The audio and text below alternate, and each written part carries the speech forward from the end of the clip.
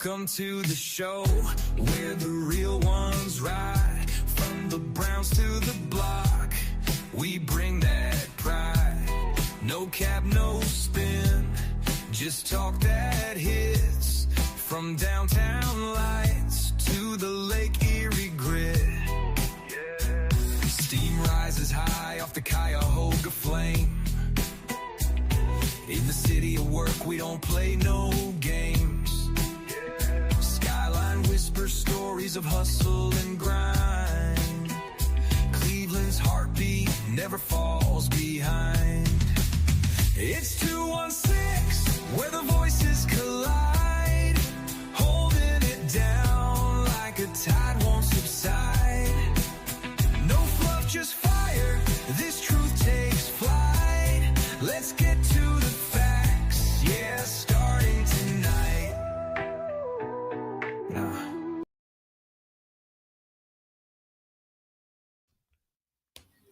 Welcome to Let's Get to the Facts podcast. I am your host, Doss.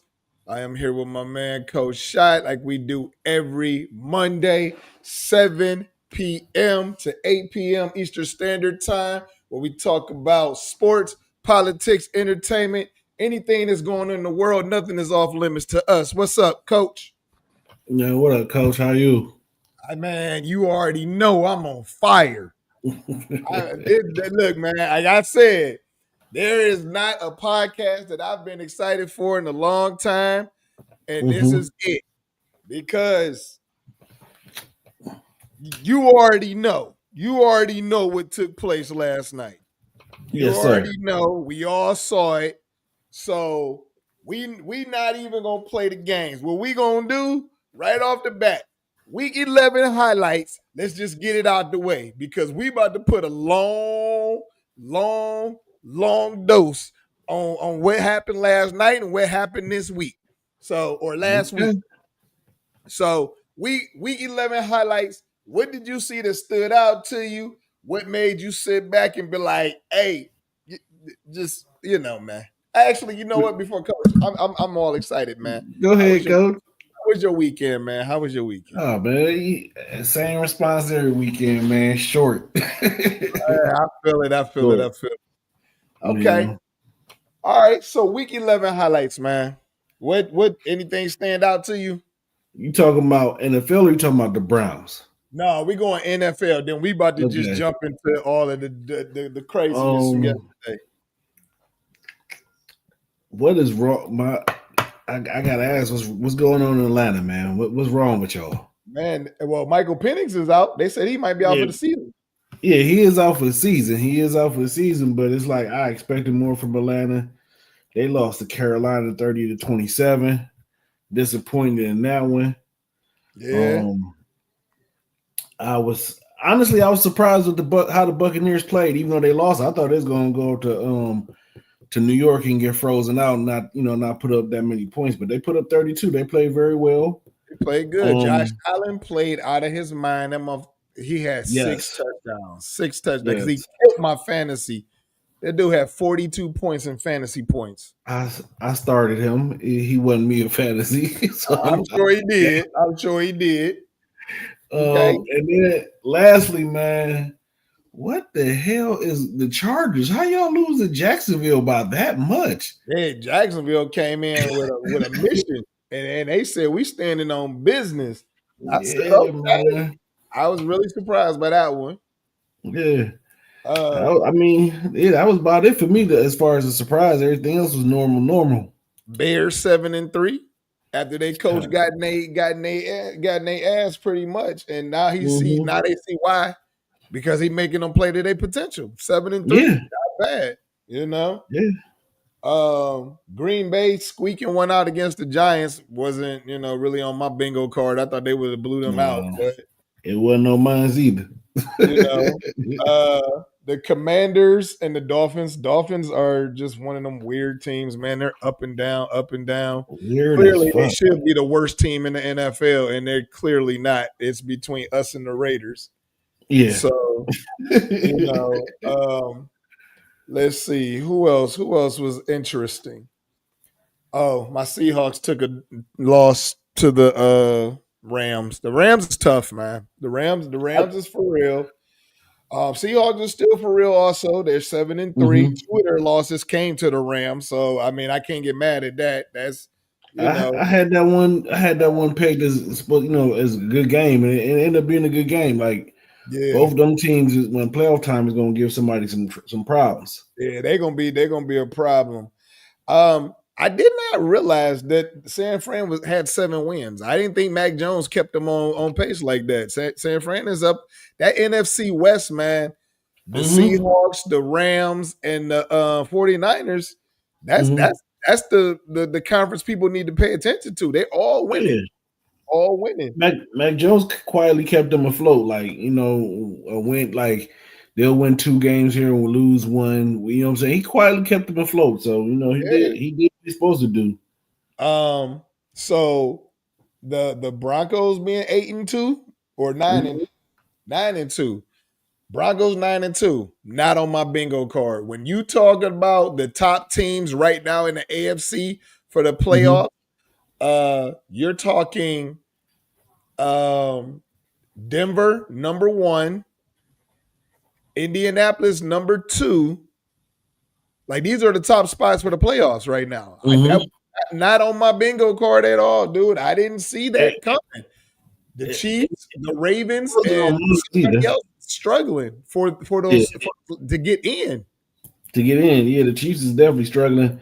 Definitely not on my bingo card either. But at the same time, how can I put this?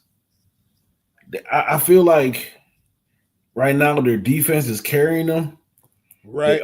The offense will make, they'll come up with a good play here and there, but I'm like, in the back of my mind is like, when does that luck run out? You know what I'm saying? As far as Denver, because that defense is what's carrying them.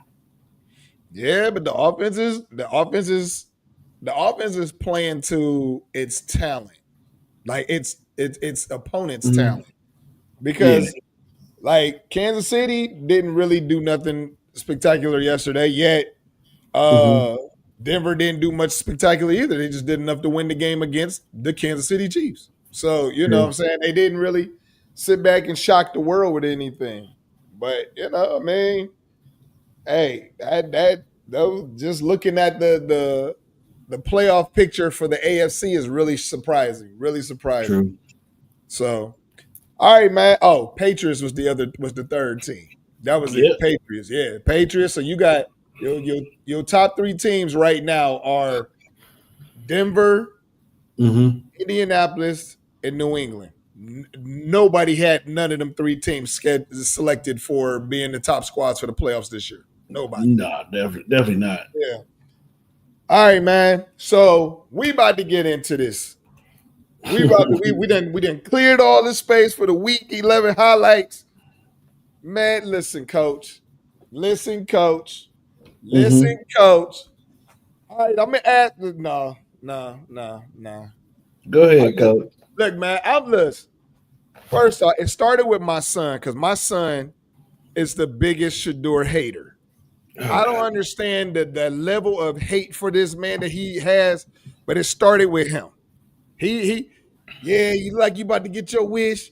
Tell your boy don't screw up. Don't mess around and lose the game and blah, blah, blah. And I'm sitting here thinking to myself, was Dylan doing anything to help the game? Because I remember for a fact the dude dropped a punt and put the Browns on a 5-yard line, and Dylan couldn't move the ball 5 yards.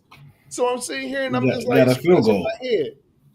Now, what I'm going to tell you, SHEDEUR Sanders got a chance to come into the game.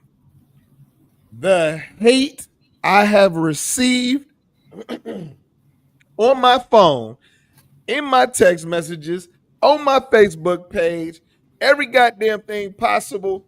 I'm sick and tired of stupid people not knowing football. So my one cousin jumped out. He was waiting for this moment to happen.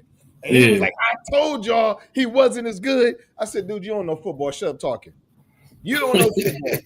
Like, and it surprises me with my son also. You don't understand the game of football. You grew up a coach's son. You played ball. You played college ball. And now all of a sudden, as a spectator, you don't see what happened. But SHEDEUR did not look good. But the problem that I had was people were expecting him to come out and throw 4 or 5 touchdowns, be doing the legendary thing and all of this other stuff. Now he came out. One thing he provided for the fans, excitement. Everybody was excited to see him touch that field. Came out. He threw his first pass, about 7-yard pass to what's 19 again? Do always hurt. Tillman. So he he threw a little 7-yard pass to him. Okay, cool. Now he threw an interception. First off, he got blasted in the process of throwing the ball. But somehow the SHEDEUR haters expected the pass to still be perfectly thrown when he's getting hit in midair. 2 things happened on that play. He was throwing an out route. Judy was running either a curl or a post route, so they were not on the same page.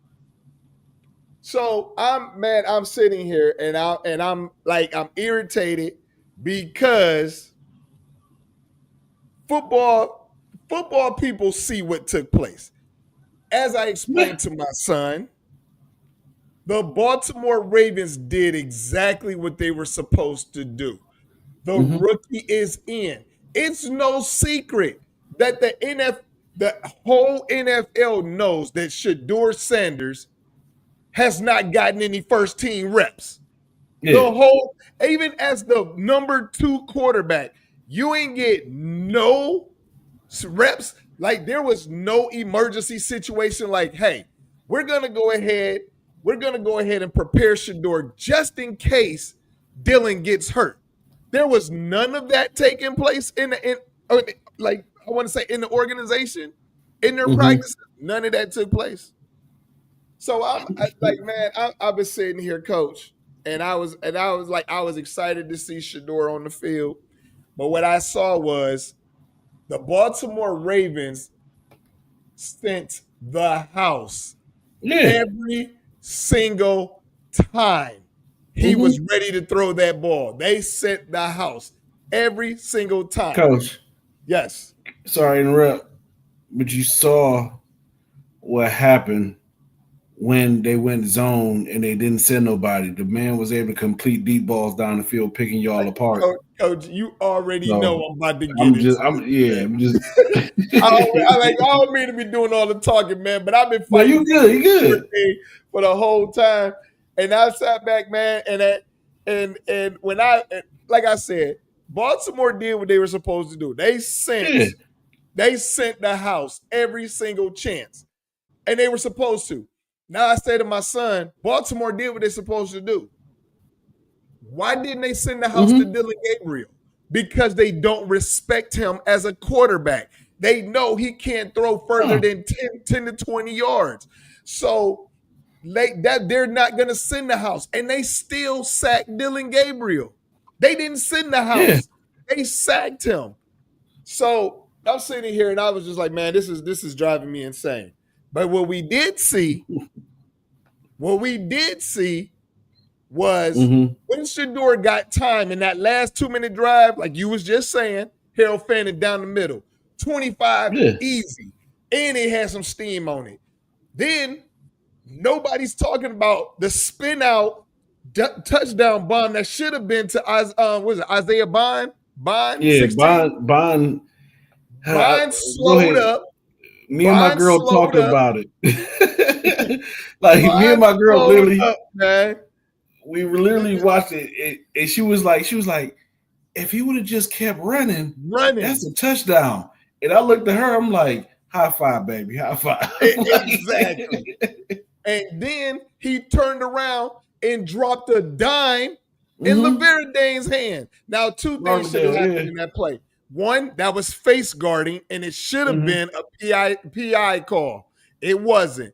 But LeVerdane had that ball in both hands. You catch that ball, touchdown, tied game. Now we talking a whole different thing. I would have said, even in a situation like that, I throw in one more caveat. If he would have came back to the ball instead of backing out the end zone, that would have been a touchdown. He could have did that too. You know what I'm saying? Once again, he's an undrafted free agent. Yeah. Hindsight is 2020. Undrafted free agent rookie. He didn't, you know what I'm saying? He just happy to be on the field and hoping to make a play. You know what I'm saying? And I gotta give them kudos to, like, even though the Browns offensively, the staff is fucking this shit up all the way, but I gotta give them kudos. At least they did during that drive, they put in receivers that he was used to, like he throws the ball to in practice. Larvindale is not usually in that situation. Yeah. You know what I'm saying? Larvindale, like you see, like throughout that whole game, he was at punt return or kickoff return. That's where he was. Yeah. You know what I'm saying? All of a sudden, that 2 minutes, they're like, all right, we're going to give you somebody that you've been thrown into. You know what I'm saying? It almost ended up being a game-winning drive. But on that situation, like I said, I don't like how they handle this whole shit. But I give them credit on that situation only. Okay, so then here's the problem that I have. 2-minute drill for Dylan Gabriel. First off, if you pay attention to the play selection, SHEDEUR was running plays that was designed for Dylan Gabriel. Yeah. So when they got into this 2-minute drill at the end, at 4th and 5, the Browns was setting their formation. Baltimore calls a timeout. And then when they come back on the field, they lined up everybody. They showed you they were bringing the house. So 2 things I have a problem with.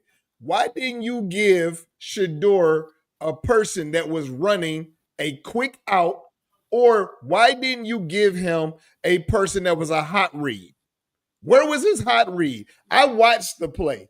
You had all the players going across the middle like this, and then you had the one on the outside, which was who? Njoku, who he tried to throw that ball to? No, it was Judy. So whatever it was he was throwing, come on, man. Like, it wasn't even a chance. It wasn't a chance whatsoever. Wasn't a chance whatsoever.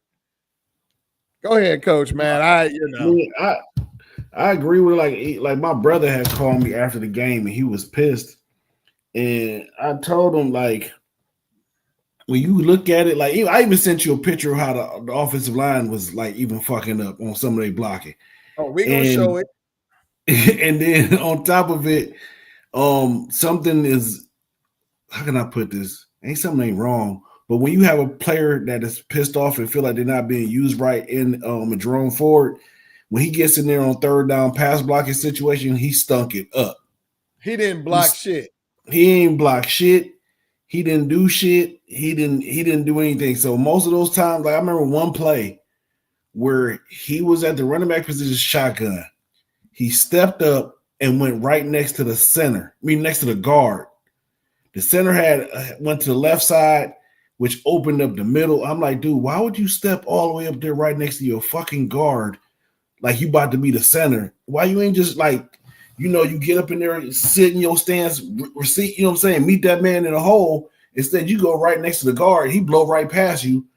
You know what I'm saying? Luckily, SHEDEUR ain't get lit up, but, he got the ball away. But at the same time, if you would have just stepped up and met him in the pocket, he could have stepped up and did, you know what I'm saying? Something better could have happened, but Jerome Ford played horrible.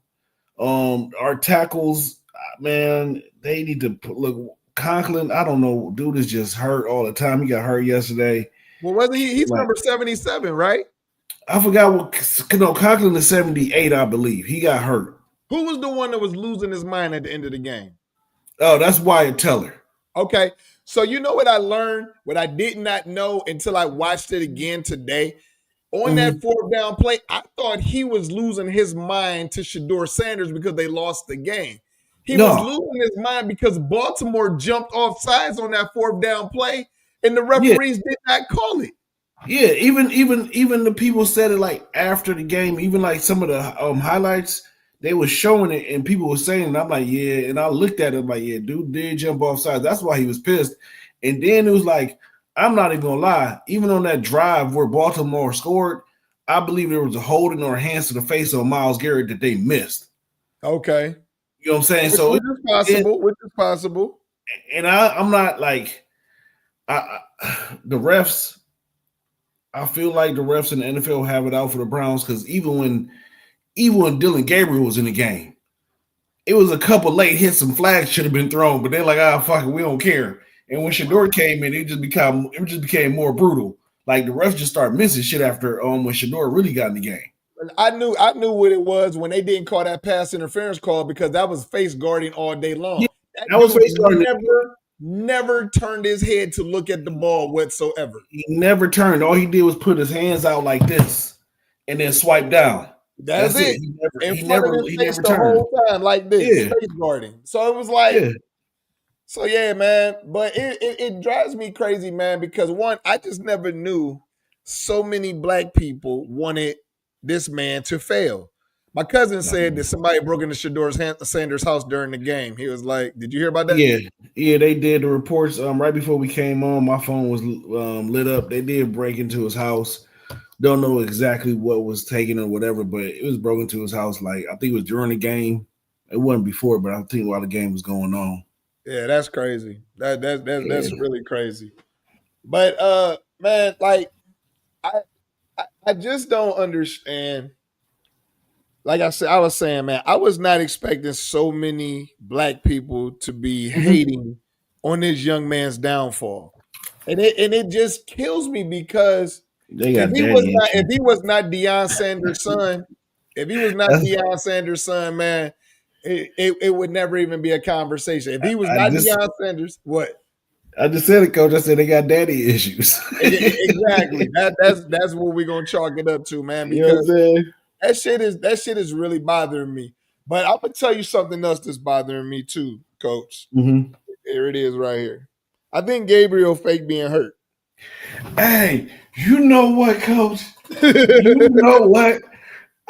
When they came out in that second half, and they showed SHEDEUR on the bench with his helmet on, I said, "This nigga ain't hurt."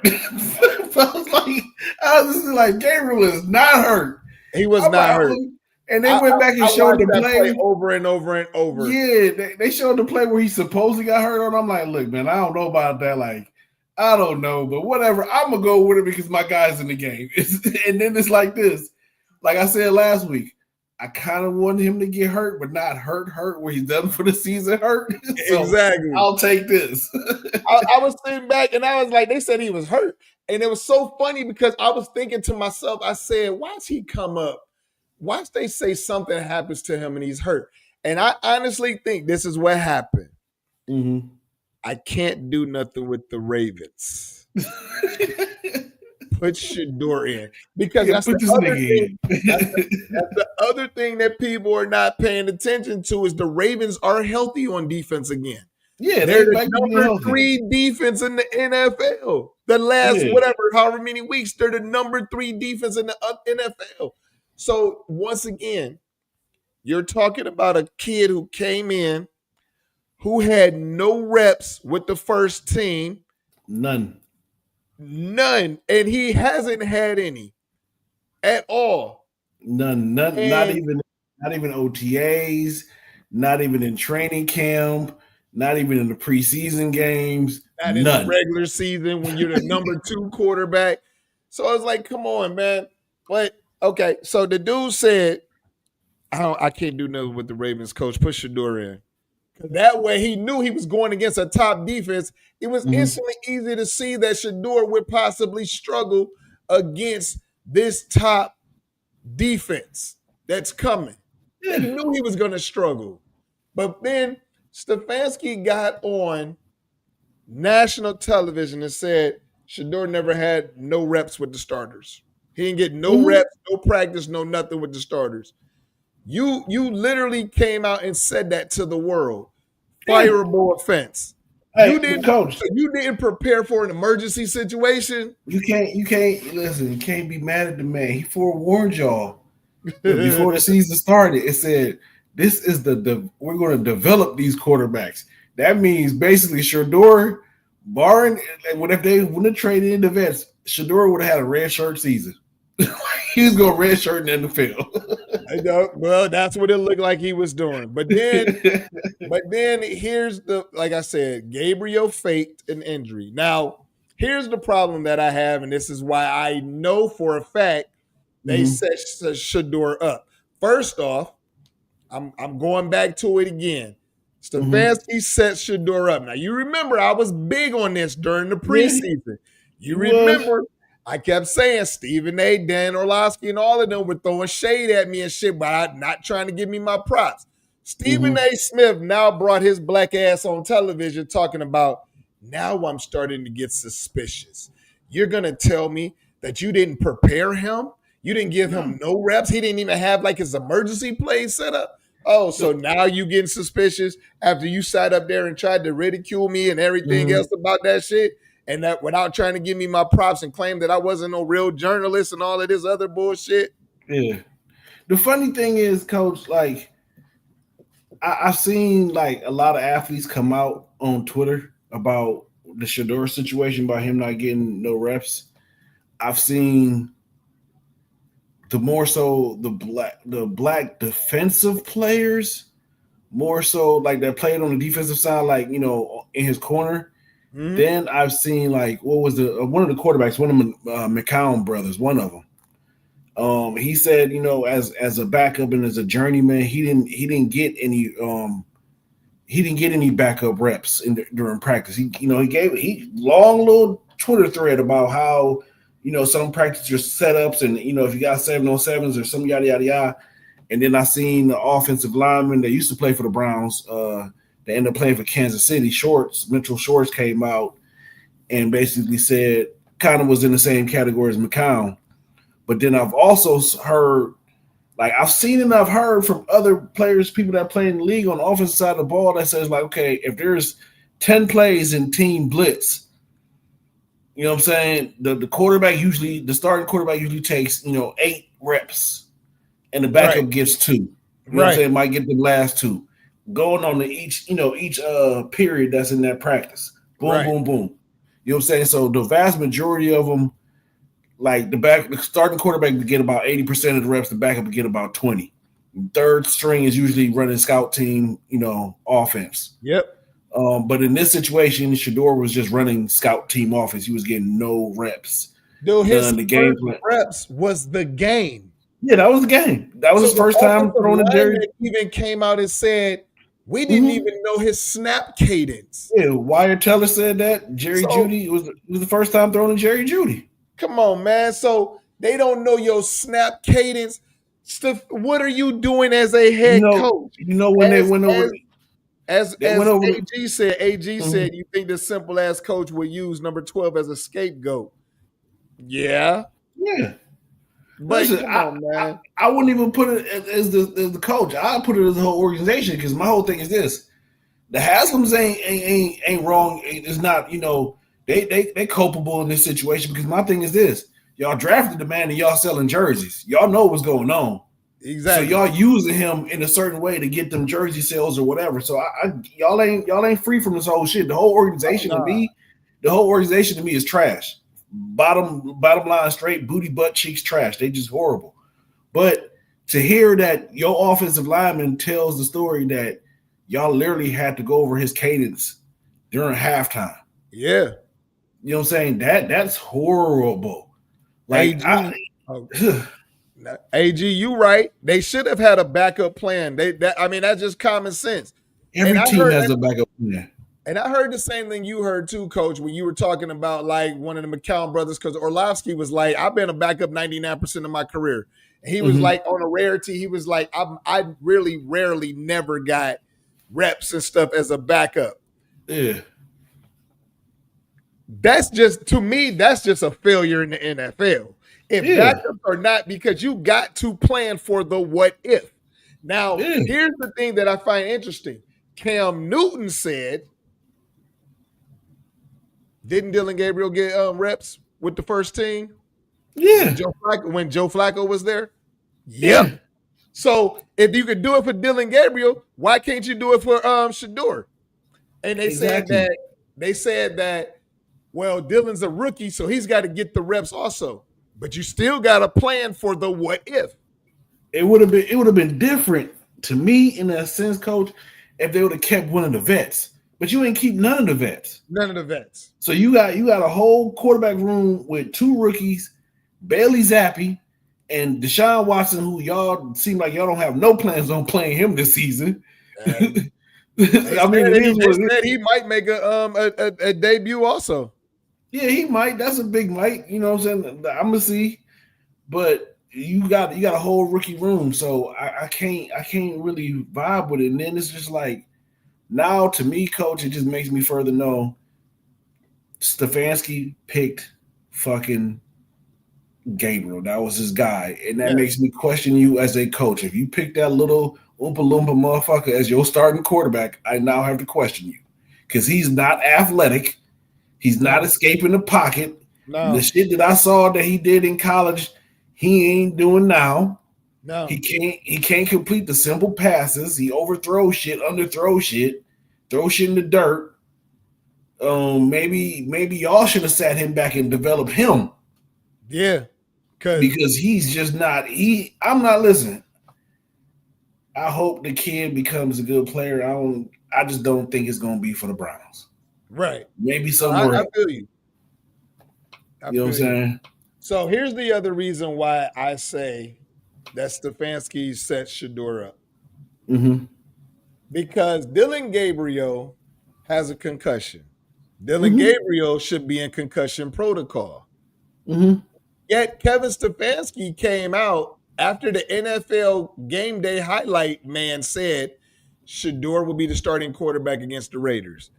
Mm-hmm. Kevin Stefanski came out today and said that Dillon Gabriel will be his starter this coming week. How you gonna make that? How you gonna make that determination? And he ain't cleared concussion protocol unless he didn't have a concussion and he was scared to play against the Ravens. I didn't hear that. I watched the interviews because I watched somebody ask them today about when did Dillon. When did you find out about him, having a concussion, and asking him about the protocol or whatever. And he said it's a lengthy protocol. And Dillon told him about a concussion during halftime. The symptoms came in. And then from everything that I seen afterwards, even Mary Kay, everybody, even Bleacher Report, Mary Kay said SHEDEUR's 99% chance of starting on Saturday. That's Sunday. What I said. NFL Game Day highlights said that too.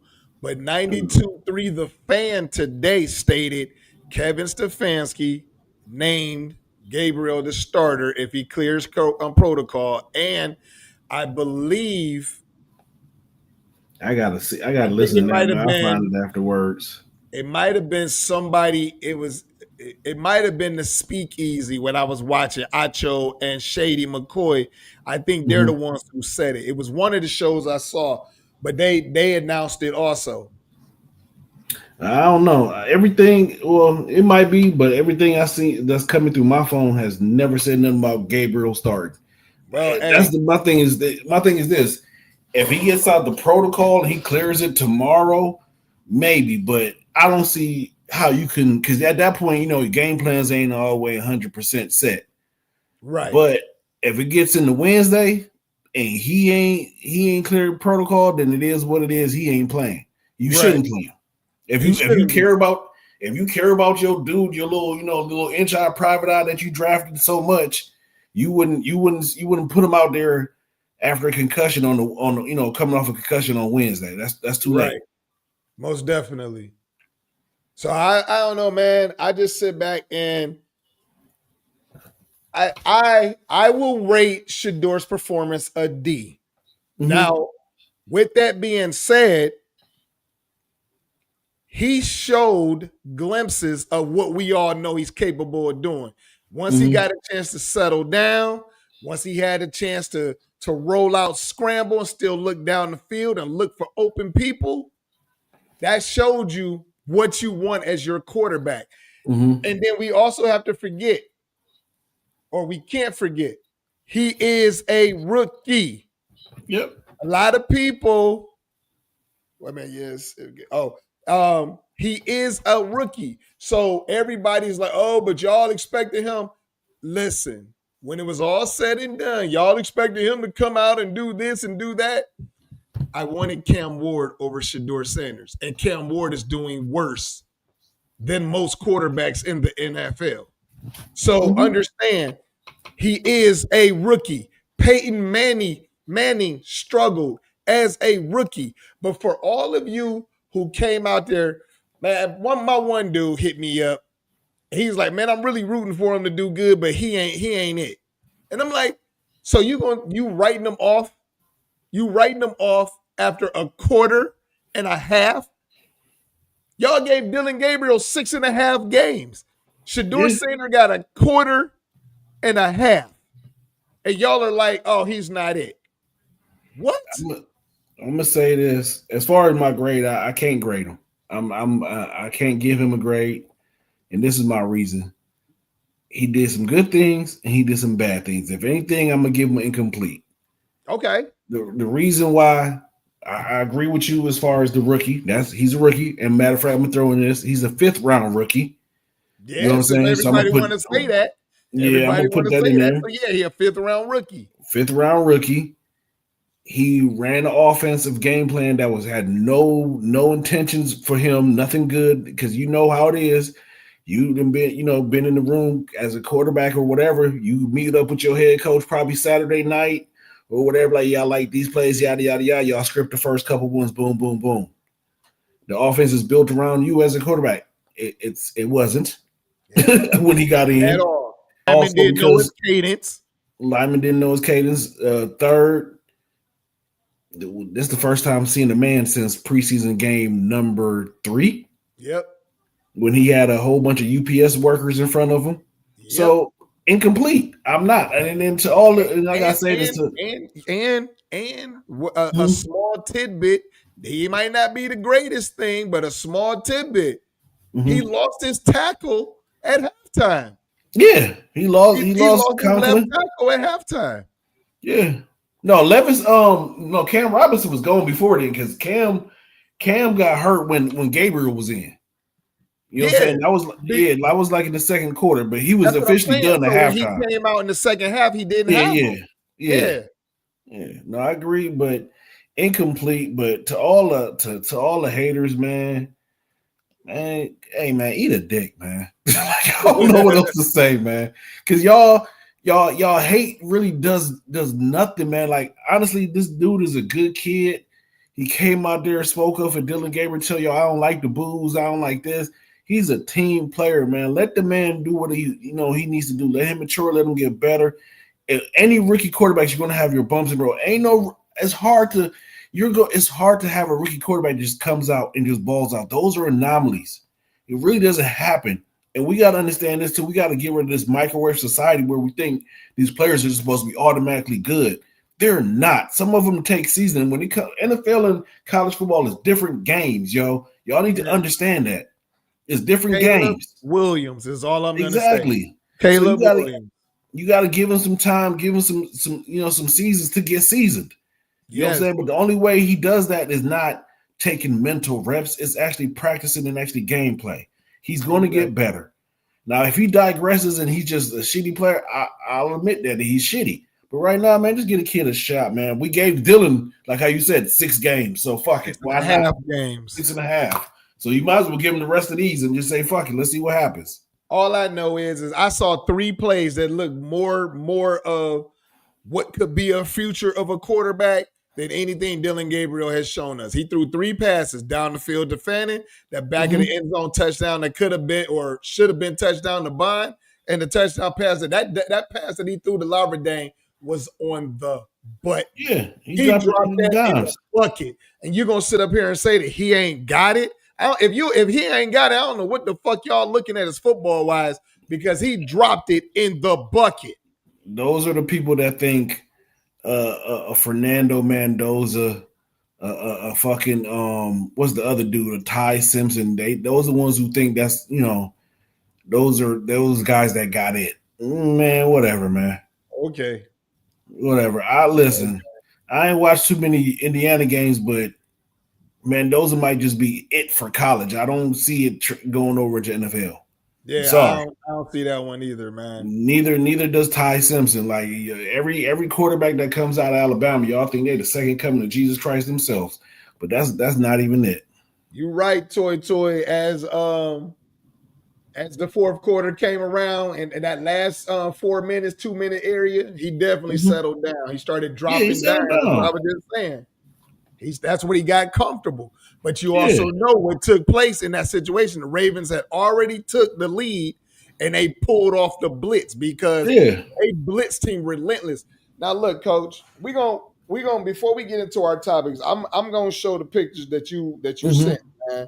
Because people need to understand what SHEDEUR was looking at. Because when you sent it to me, I was like, what the hell? So look at this. I like Facebook or not Facebook, TikTok. Look at this. Look at these 3 linemen taking one person, and our center Posick is looking and touching nobody while this man is tacking SHEDEUR Sanders. Now look at this. So y'all can all see this. Y'all see that, right? Okay.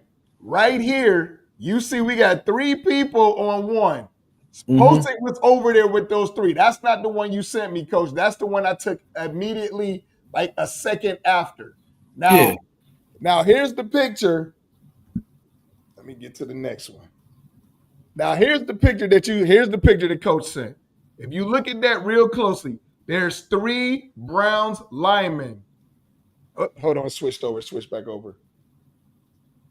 3 Browns linemen. God damn it. Why is it happening? I'm like hitting buttons because I'm turning it around. Touching it, 3 Browns linemen right there on one player. See this right here? 3 Browns players, 3 linemen on one player right here at the bottom of the screen. That's 3 linemen on one. Now you see this linebacker coming around. He is doing a twist route, basically. Not twist route, but he's doing a twist. He's coming around and he's coming right up the middle untouched. And that is how he got to SHEDEUR on that last play. Because by the time Posick turned his head around, he was already on SHEDEUR, hitting him. So it's like, y'all, man, y'all need to know football before you can step up and start talking crazy to a person who's been coaching football over 20 years. Coach, how long you been coaching football? 10 years. 10 years. So that's 30 years. 30 actually is 33 years of experience because I coached 23 years. But so that's 33 years of experience. We're telling you, and it don't have to be college and high school and all of this other stuff. We know what it is. Like if you're coaching the sport, you see it, you know it, you study it. It's not that hard to see. The 3 Browns linemen had no clue what they were doing. Why is 3 people blocking one person? That you know how many people that frees up? And that's exactly what it looked like. If you watch the highlights, SHEDEUR had 2 people coming from each angle. Every time he looked up, he was under duress. That's why, I also in the sense, I know Tommy Rees he's a rookie OC at this point, but I'm just saying, once you realize that they blitz and you didn't get on that headset yo, they're gonna probably go 0 blitz, cover 0 behind it and bring everybody. So this is what we're gonna do. We're gonna bunch set to one side, send the receiver to the farther side of the field, throw a slant, open space. All he gotta do is beat the corner, boom, catch it, go field, and it's just him. He's gone. You never once threw any slants or anything behind that, either a slant or whip route, something, because you gotta get that ball out quick. You know what I'm saying? So you get it out quick, you boom. Yeah, they coming. You got to get them out with quick stuff. You hit them with a slant, and then the thing is, you always want to throw the ball from where to replace the guy that's coming. So if he's coming, you throwing the ball right behind him. Yes, exactly. You know what I'm saying? So you've seen it, they was blitzing up the mid, they was blitzing A gap, they was coming off the edge. If they doing all that, so somebody's going to be open on the slant, backside, front side. Somebody run a slant somewhere. Should give him a hot route, man. A quick hitch with a tight end or something. 5 yards. That's it. Yeah, you're right, Toy. We all saw exactly what we wanted to see with the circumstances. So we just, what I'm saying, we just got to sit back and just Hope he gets to start this Sunday and he actually lights it up. That's what we need. Yeah. That's what we definitely need. All right, Coach, we put a lot of time on this SHEDEUR Cleveland Browns thing. I do want to say one thing before we walk away from the sports. Myles Garrett playing out of his mind. I'm hard on Myles Garrett, but Myles Garrett this year has earned my respect. I will never talk shit about that man again because that dude is putting 4 or 5 sacks a game easy. Easy. Hey, first, if he's not a first ballot Hall of Famer, let's go slap the voters. I definitely got to give him his credit. I've been hard on Myles Garrett for the longest time. Myles Garrett is playing out of his mind, and I don't have nothing negative to say about the brother at all. I mean, that's it. All right, Coach. So the second half of this time is about to get crazy. AG, I hope you still on here and you still watching because I know you about to be ready for this one too. We about to talk about these Epstein emails bombshell, man. Let's talk about it because 23,000 emails and it's already exposed enough. But now here's the thing that's so interesting to me. Now, when you sent me the message in the morning, Coach, I had just seen the same exact thing you saw. I told you. I said there's some court files that you can go look at in the 90s, 80s, and 90s that Trump paid off 2 parents. $300 million. No, $3 million. Not $300 million. $3 million. Both kids for stuff that he did. So TikTok, you can't sit up here and ban me. Facebook, you can't sit up here and violate me or whatever. These are legit court documents. You can go see Trump was inappropriate with 2 young male boys. And he paid both families off $3 million. You can go look and see. But these Epstein emails has brought these people full circle of showing you who they truly are. Because Megyn Kelly's dumbass got on her podcast. She's so fucking stupid. And started trying to justify pedophilia. Man, she is stupid. She is stupid. How are you trying to justify a pedophile talking about, if it's 15 and older, it's not really not pedophile. As bad. It's not as bad. Yeah. Like, bitch, like something is wrong with these people, Coach. Like, real quick, like, and I'm not even gonna just talk about dude in office, but just all these people in general, these emails and Epstein asking the dude to send him pictures of his kids. You guys are fucking sick. Weird. You rich people, you sick and weird. You rich people are sick and weird. Yes. Like, come on, man. Like, and the crazy thing is, like, throughout this, you really know that Epstein got his money through blackmail. That's you can't say because he blackmailed all you rich people. All you rich people. Most definitely. Dude, my whole thing is this: like, why I don't get it. Like, exactly, Vicky. A minor is a minor. Thank you. Yes. That's just weird, man. But when she came out and made that statement, I saw what is it's a kid on TikTok. His name is Dean. I don't know if you hit to him, but Dean is one of those. He goes live on TikTok all the time, and he's like challenging all these MAGA people. Why do you Trump? Why do you support Trump and all of this other stuff? This dude called in on his line and said, "So yeah, Trump did that stuff. Why is it bad that he did that?" What do you mean? Why is it? He was like, "So what? Okay, it happened. So why is it bad that he did it?" And I'm sitting here like, Dean even said it himself. He said, he's like, okay, I knew it would happen with, what'd he say? He said, I knew it would happen with the SNAP benefits. I knew it would happen with the shutdown. He said, I did not think y'all would do that with child molestation. And it's basically stating that Like these people are trying to okay it, man. Like this shit is not okay on no standard whatsoever. It's the continuous moving of the goalposts for somebody who you shouldn't even touch the goalposts for. Like this person, y'all don't. To me, the ones that are still clinging on to this, y'all don't understand. This man would literally not piss on you if you were on fire At all. and y'all just keep going back and for lack of better words, y'all just keep going back and glazing this man over and over again. So my whole thing is this: if you don't, that means if you don't have a problem with it, then you're okay. So my thing is this: so is it if you got a sibling, or you basically saying it's okay for these people to touch you, to to feel on you? Like, are you okay with that? Right. Like, if you are, bruh, it's a special place for you, my brother. But like Megan Kelly, even AG said it. Megan Kelly he said a 15. I thought she was 14, but it don't even matter. The reality of it is she has a 14, 15-year-old daughter. Mm-hmm. So you would be okay with your daughter being on Epstein Island, getting passed around by all these old rich white men?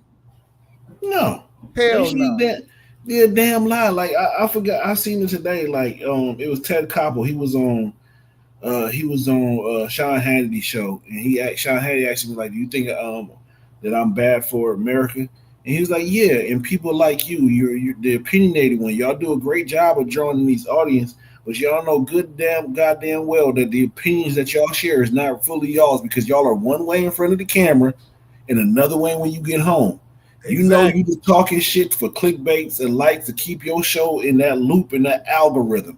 You don't agree with that shit because I bet you Megan Kelly would not let her daughter be alone, like how you just said, would not let her daughter be alone with anybody on the Epstein list. You know it good goddamn well. And if you did, you just a nasty some of a whatever.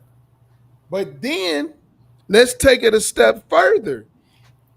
The emails have shown that your president, who is a homophobic,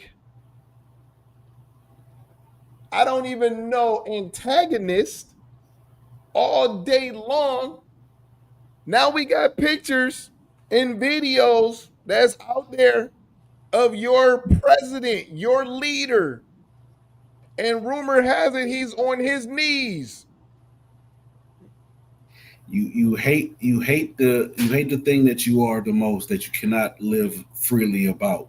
Man. So that when the whole thing about this MAGA thing is it's a lot of projection.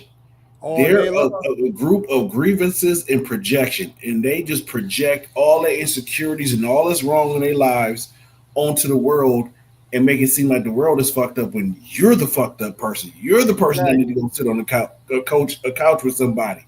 Yep. Like it's a lot of projection. Like it's funny. Like I love watching them the two white ladies, and the white lady one of them basically said like it was a report done on basically like people like it was a no, let me backtrack. Real quick story. It was they ran a DNA test on Hitler's.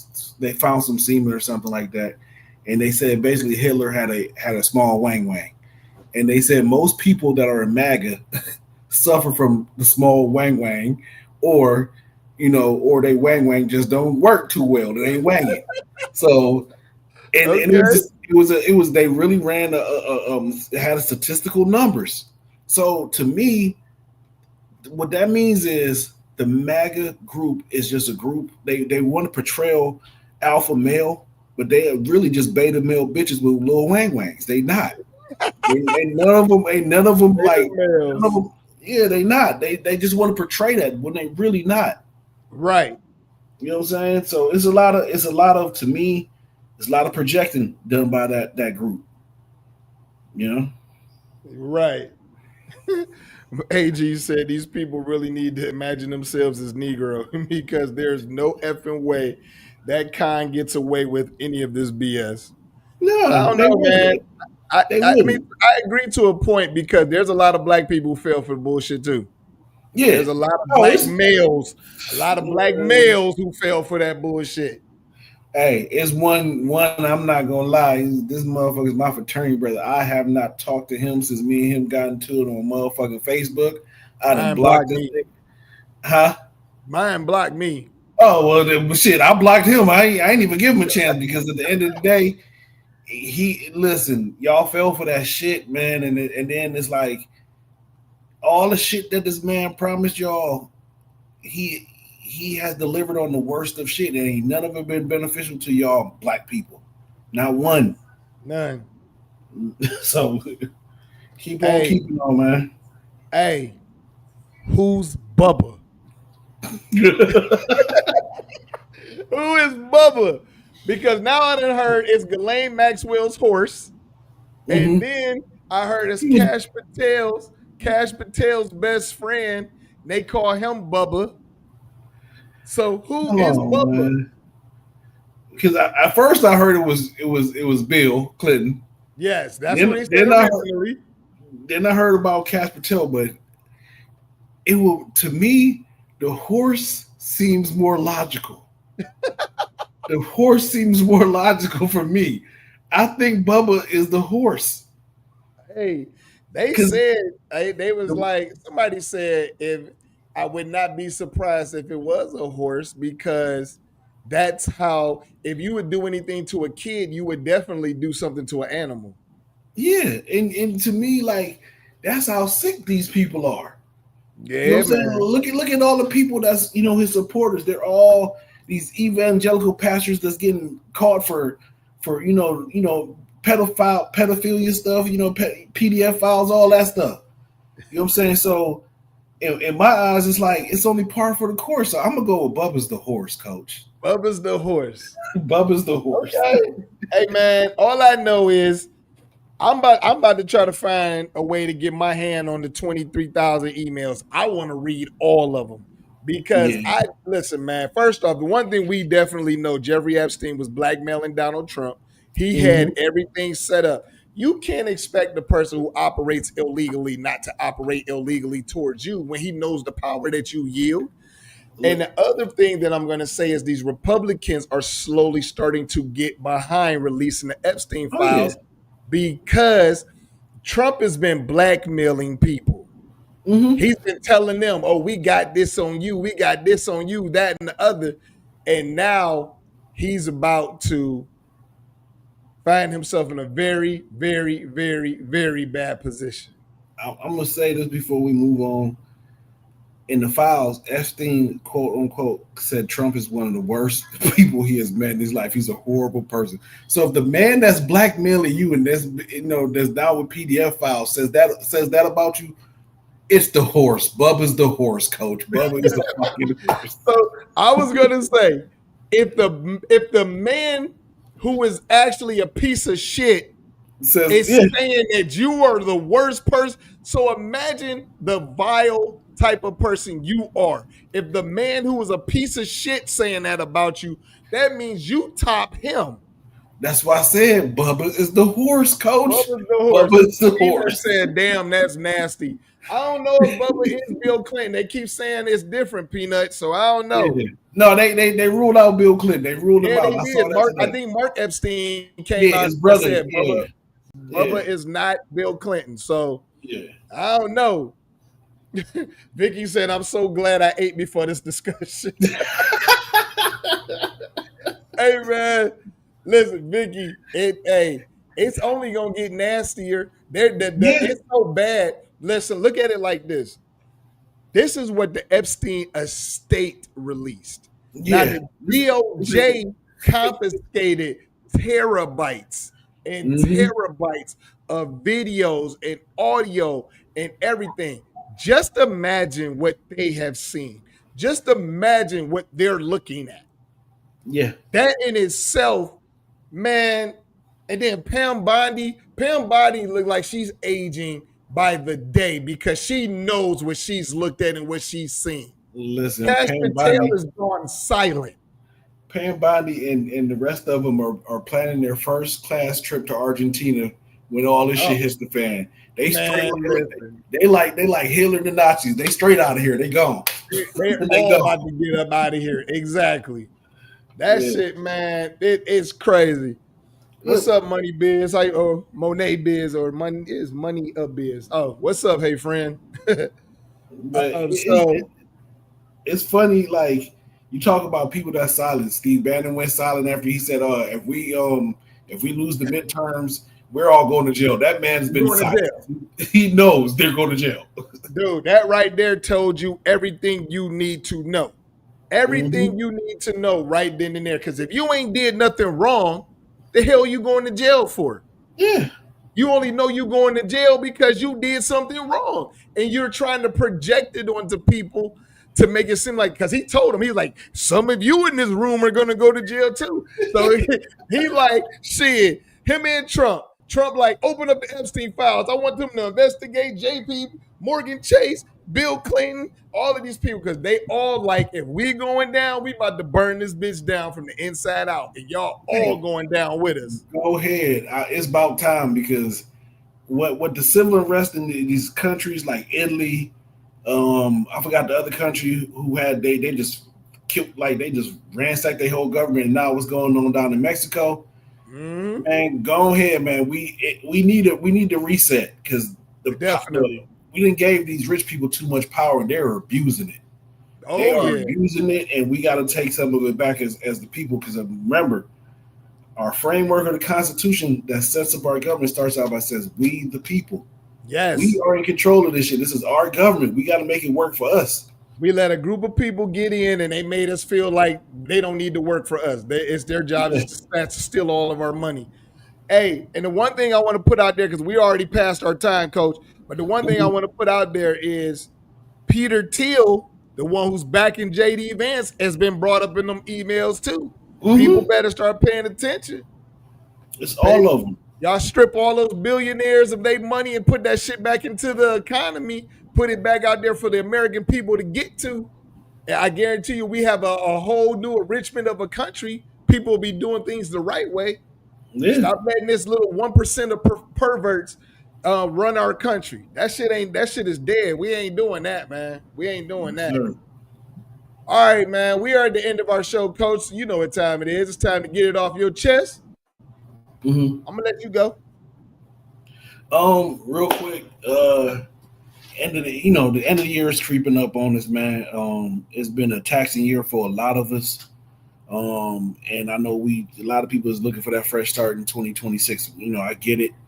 But at the end of the year, it also brings the season of giving. You know what I'm saying? Thanksgiving, there's a lot of people that don't have a lot and everything. So, take care of them, bring some, do some different things, man. I'm asking everybody just to go out and try to help somebody that's less fortunate that you can, that's in need. I know my family's restaurant, Rich Caribbean Cuisine, we thinking about possibly doing Thanksgiving giveaway. If we do food giveaway, it'll be free. That's what's up. And if we do, I will put it on my Facebook and Instagram, and more than likely it'll probably be that Wednesday before Thanksgiving.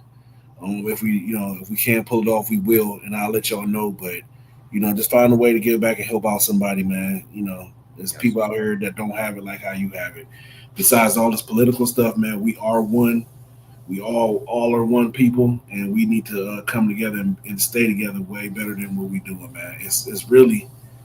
We really got to start taking care of ourselves, man, each other. But that's really my part. Yep. Hey, mine is simple. Black people.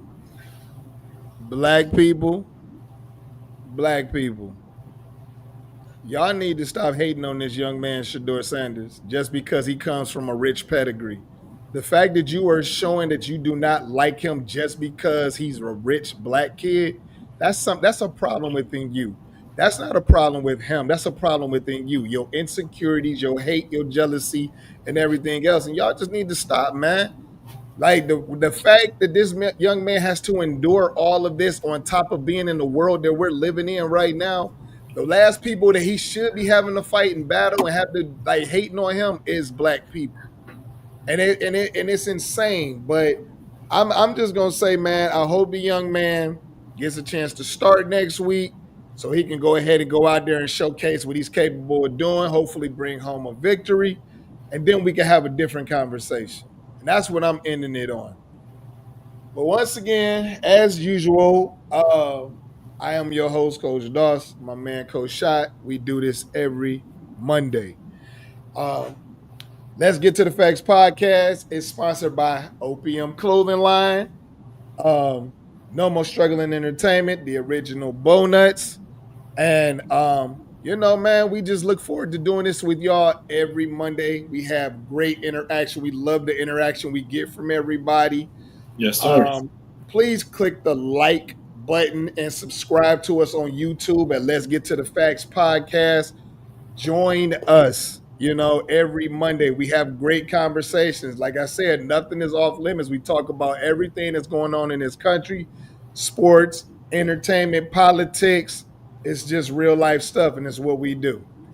With that being said, Doss, with my man, Coach Shot. All right, y'all. Peace, y'all. Yep.